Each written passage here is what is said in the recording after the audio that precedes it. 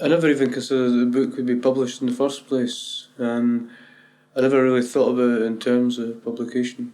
So, getting it published was a big enough surprise. The book being successful was a surprise, it being made into a play was a surprise, and then it being made into a film is a surprise as well. So it's just been a kind of series of sort of different surprises that I've become quite inured to.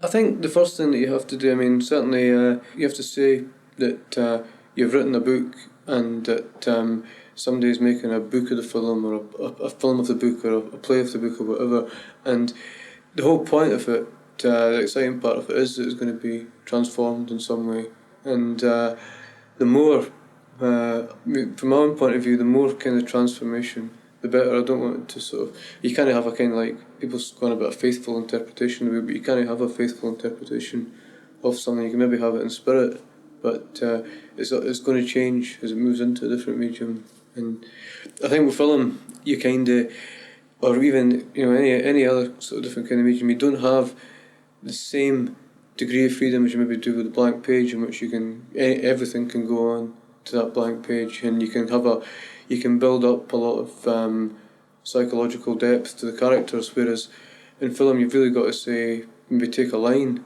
on it and say, is this a black comedy or is this social realism or whatever, and maybe stick to that kind of line.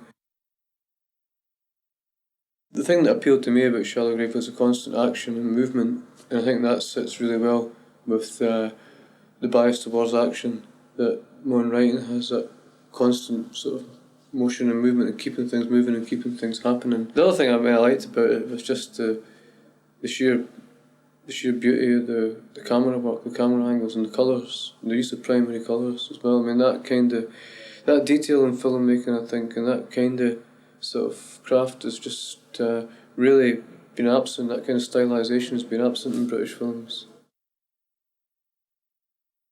It is set in Edinburgh between 1982 and 1987 or something like that, but 88 perhaps. But the kind of the issues of drug addiction, drug abuse, and the ongoing HIV issues are as pertinent as ever, probably more so now. Probably up until about a couple of years ago, Trainspotting was probably more applicable to Glasgow now than it was to Edinburgh, because Edinburgh had kind of, the thing had moved. But it's like the drug that people choose isn't really the issue. The fact is that there's just so much, there's so little opportunities for people. It's not surprisingly that people are going to try and get out of it or try and obliviate as much of the pain in the world as possible.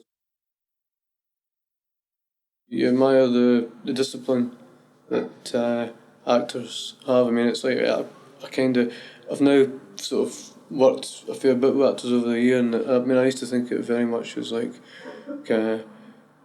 just a bunch of people pouncing around on stage, kind of sort of. But the concentration, the effort, the work that goes into it, from the actors and the whole crew, it just you see kind of what a really sweaty crafting kind of sort of kind of work intensive industry it actually is. I'm playing this drugs dealer who's probably one of the most unsympathetic characters in the book, who's pretty kind of manipulative and nasty and sort of horrible guy. So a lot of people will be saying sort of typecasting again, like